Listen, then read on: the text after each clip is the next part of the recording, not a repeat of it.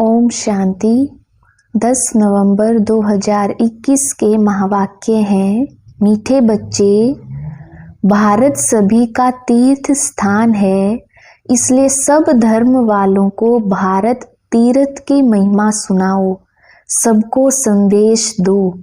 प्रश्न, किस पुरुषार्थ से तुम्हारी अंतमति सो गति होगी, निंद्राजीत बन जाएंगी? उत्तर, रात को जब सोने जाते हो तो पहले बाप और वर्षे को याद करो, स्वदर्शन चक्र फिराते रहो, जब नींद आए तो सो जाओ, फिर अंतमति सो गति हो जाएगी। सवेरे उठेंगे तो वही पॉइंट याद आती रहेगी। ऐसा अभ्यास करते तुम नींद को जीतने वाले बन जाएंगे। जो करेगा सो पाएगा। करने वालों की चलन प्रसिद्ध होती जाती है। गीत जो पिया के साथ हैं। ओम शांति। जो पिया के साथ है। अब दुनिया में बाप तो बहुत हैं, परंतु उन सब का बाप रचयिता एक ही है। वही ज्ञान का सागर है। ज्ञान से ही सद्गति होती है। सद्गति भी मनुष्य की तब होती है जब सतयुग की स्थापना होनी हो। बाबा को ही कहा जाता है सद्गति दाता। जब जब संगम का समय हो, तब तो ज्ञान सागर आकर सद्गति में ले जाएंगी। इस समय दुर्गति तो सबकी है, दुर्गति भी सबकी एक जैसी नहीं होती। सबसे प्राचीन भारत है। भारतवासियों के ही 84 जन्म गाए हुए हैं। जरूर जो पहले पहले मनुष्य होंगे वही 84 जन्मों के लायक होंगे। देवताओं के 84 जन्म तो ब्राह्मणों के भी 84 जन्म। मुख्य को ही उठाया जाता है। बाप ब्रह्मा द्वारा नई सृष्टि रचने के लिए पहले पहले सूक्ष्म लोक रचते हैं, फिर नई सृष्टि की स्थापना होती है। त्रिलोकी नाथ एक बाप है, बाकी उनके बच्चे भी अपने को त्रिलोकी के नाथ कह सकते हैं। यहाँ तो बहुत मनुष्यों ने नाम भी रखवा दिए हैं त्रिलोकी नाथ। डबल देवताओं के भी नाम रखवाए हैं, गौरी शंकर, राधे श्याम। अब राधे कृष्ण अलग अलग राजाई के थे। जो अच्छे बच्चे हैं उनकी बुद्धि में बहुत अच्छी पॉइंट्स की धारणा रहती है। जो होशियार डॉक्टर होगा उनकी बुद्धि में बहुत दवाइयाँ होंगी। यहाँ भी रोज नई नई पॉइंट्स निकलती जाती हैं। जिनकी अच्छी प्रैक्टिस होगी वह नई नई पॉइंट्स धारण करते होंगे। जो धारणा नहीं करते हैं उनको महारथी नहीं कहा जाएगा। सारा मदार बुद्धि पर है और तकदीर की भी बात है। यह भी ड्रामा है। ड्रामा को कोई जानते नहीं। यह भी समझते हैं हम आत्मा शरीर धारण कर पाठ बजाती हैं, परंतु ड्रामा के आदि मध्य अंत को नहीं जानते, गोया कुछ नहीं जानते। तुमको तो जानना चाहिए। बच्चों का तो फर्ज है औरों को बाप का परिचय देना, सारी दुनिया को बताना है। कोई ऐसा न कहे कि हमको तो मालूम ही नहीं था। फॉरेन से भी बहुत आने वाले हैं, उन सब का प्रबंध करेंगे बॉम्बे में। वह लोग तो समर्थ भी हैं, पैसे तो उनके पास बहुत हैं। शिव को अपना बड़ा गुरु तो मानेंगे ना, इसलिए समझाया जाता है इन धर्म पिताओं का भी कुछ पार्ट है। बच्चों ने शुरू में साक्षात्कार किया था, यह क्राइस्ट, इब्राहिम आदि सब आएंगे मिलने, तो उनकी फील्ड बनानी चाहिए। सब टूरिस्ट आदि बॉम्बे में आते रहते हैं। भारत सबको बहुत खींचता है। असूल भारत बाप का बर्थ प्लेस है। फिर सब में भगवान कहने से बेहद के बाप का महत्व गुम कर दिया है। अब तुम समझाते हो कि भारत सबसे बड़ा तीर्थ स्थान है, बाकी सब पैगंबर आते हैं अपना धर्म स्थापन करने। उनके पिछाड़ी फिर उनके धर्म वाले भी आते हैं। अब है अंत, कोशिश करते हैं हम वापिस जाएं, परंतु पूछो उनसे तुमको यहाँ लाया किसने? क्राइस्ट ने क्रिश्चियन धर्म स्थापन किया, क्या उसने तुमको खींचकर यहाँ लाया? अभी सब तंग हो गए हैं वापिस जाने के लिए। सब आते ही हैं पार्ट बजाने, पार्ट बजाते बजाते आखिरी दुख में आना ही है।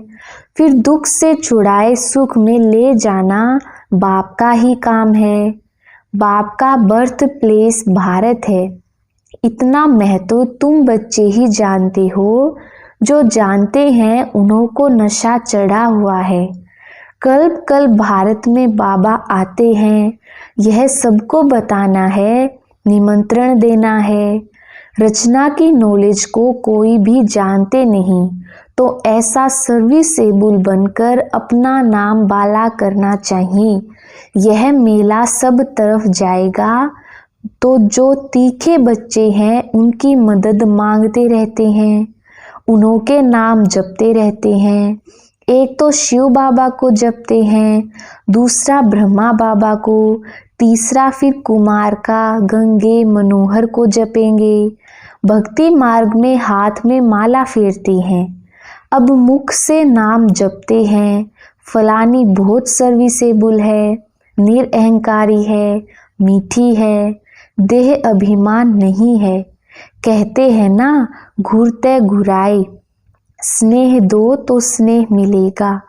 अब बाप कहते हैं तुम दुखी बने हो, तुम मुझे याद करेंगे तो मैं भी मदद करूँगा। तुम नफरत करेंगे तो यह तो गोया अपने ऊपर नफरत करते हैं, पद नहीं मिलेगा। धन कितना अथाह मिलता है, किसको लॉटरी मिलती है तो कितना खुशी होती है, उनमें भी कितने इनाम आते हैं। फिर सेकंड प्राइज, थर्ड प्राइज भी होती है। यह भी ईश्वरीय रेस है, ज्ञान और योग की रेस है। जो उनमें तीखे जाएंगे वही गले का हार बनेंगे और तख्त पर नजदीक बैठेंगे। तुम सब हो कर्म योगी, अपने घर को भी संभालो। क्लास में 1 घंटा पढ़ना है, फिर घर में जाकर रिवाइज करना है। स्कूल में भी ऐसे करते हैं ना, पढ़कर फिर घर में जाकर रिवाइज करते हैं। बाप कहते हैं 1 घड़ी आधी घड़ी, दिन में 8 घड़ी होती हैं। उनमें भी बाप कहते हैं 1 घड़ी, अच्छा आधी घड़ी। 15-20 मिनट भी क्लास में पढ़कर धारणा कर, फिर धंधा दोरी में चक्र लगाओ। आगे तुमको बाबा बिठाते थे तो बाप की याद में बैठो, स्वदर्शन चक्र फिराओ। याद का ज्ञान तो था ना, बाप और वर्षे को याद करते, स्वदर्शन चक्र फिराते। जब देखो नींद आती है तो सो जाओ, फिर अंतमति सोगति हो जाएगी। फिर सवेरे उठेंगे तो वही पॉइंट्स याद आती रहेंगी। ऐसे अभ्यास करते करते तुम नींद को जीतने वाले बन जाएंगे। जो करेगा सो पाएगा। करने वाले का देखने में आता है, चलन प्रसिद्ध होती है। देखा जाता है, यह विचार सागर मंथन करते हैं, धारणा करते हैं। कोई लोभ आदि तो नहीं है, यह शरीर पुराना है, इनका भी बहुत ख्याल नहीं करना है। यह ठीक भी तब रहेगा जब ज्ञान योग की पूरी धारणा होगी। धारणा नहीं होगी तो शरीर और सड़ता जाएगा, सड़ते सड़ते बिल्कुल ही कब्र दाखिल हो जाएगा। नया शरीर फिर भविष्य में मिलना है, आत्मा को पवित्र बनाना है। यह तो पुराना मूत पलीती शरीर है, इनको कितना भी पाउडर लगाओ तो भी वर्थ नोट अ पेनी है। अब तुम सबकी सगाई शिव बाबा से है। जब शादी होती है तो उस दिन पुराने कपड़े पहनते हैं। अब इस शरीर का स्थूल श्रृंगार ज्यादा नहीं करना है। ज्ञान योग से अपने को सजाएंगे तो परियां बन जाएंगे। यह है ज्ञान मान सरोवर, इसमें ज्ञान की डुबकी मारते रहो तो तुम स्वर्ग की परियां बन जाएंगे। प्रजा को परी नहीं कहेंगे। कहते हैं कृष्ण ने भगाया फिर महारानी पटरानी बनाया, ऐसे तो नहीं कहेंगे भगाकर प्रजा में चंडाल बनाया। भगाया पटरानी बनाने के लिए, तुमको भी ऐसा पुरुषार्थ करना चाहिए, ऐसे नहीं जो मिला। यह है पाठशाला, यहाँ मुख्य है पढ़ाई। गीता पाठशाला बहुत बनाते हैं, बैठकर गीता सुनाते हैं, कंठ कराते हैं। कोई एक श्लोक उठाकर फिर उस पर विस्तार से बैठ समझाते हैं। कोई ऐसे ही पढ़ते हैं, कोई एक श्लोक पर आधा पौना घंटा भाषण करते, उनसे फायदा कुछ भी नहीं। यहाँ तो बाप बैठ पढ़ाते हैं, एम ऑब्जेक्ट क्लियर है। और कोई भी वेद शास्त्र पढ़ने में एम ऑब्जेक्ट नहीं है। पुरुषार्थ करते रहो, परंतु मिलेगा क्या? जब बहुत भक्ति करते हैं तब भगवान मिलता है। सो भी रात के बाद दिन जरूर होगा। कल्प की आयु कोई क्या बताते हैं, अब समझाने की भी ताकत चाहिए। योग बल से काम निकालना है, अगर नहीं कर सकते तो गोया ताकत नहीं है, योग नहीं है। बाबा भी मदद उन्हों को करते हैं जो योग युक्त बच्चे हैं। ड्रामा में जो है वह रिपीट होता है। सेकंड सेकंड जो पास्ट होता जाता है, टिक टिक होती जाती है। हम श्रीमत से एक्ट में आते हैं। श्रीमत पर नहीं चलेंगे तो श्रेष्ठ नहीं बनेंगे। नंबरवार तो है ना। यह लोग समझते हैं हम एक हो जाएं, पर अर्थ का पता ही नहीं। तो क्या एक हो जाएं? क्या एक फादर हो जाना चाहिए या एक ब्रदर्स हो जाना चाहिए? अगर ब्रदर्स कहते हो तो भी ठीक है, श्रीमत से बरोबर हम एक बन सकते हैं। तुम सब एक मत पर चलते हो, तुम्हारा बाप टीचर गुरु एक ही है। जो पूरा श्रीमत पर नहीं चलेंगे वह श्रेष्ठ नहीं बन सकेंगे। अगर एकदम नहीं चलेंगे तो खत्म हो जाएंगे। रेस में जो लायक होशियार होते हैं उनको ही रखते हैं। बड़ी रेस में अच्छे घोड़े निकालते हैं क्योंकि लॉटरी भी बड़ी रखते हैं। यह भी ह्यूमन अश्व रेस है। हुसैन का भी घोड़ा दिखाते हैं। हिंसा दो प्रकार की होती है। नंबर 1 है काम कटारी, जो आधा कल्प से अपना भी खून दूसरों का भी खून करते आए। इस हिंसा को कोई जानते ही नहीं। सन्यासी भी ऐसे नहीं समझते हैं, सिर्फ वह कह देते हैं यह विकार है।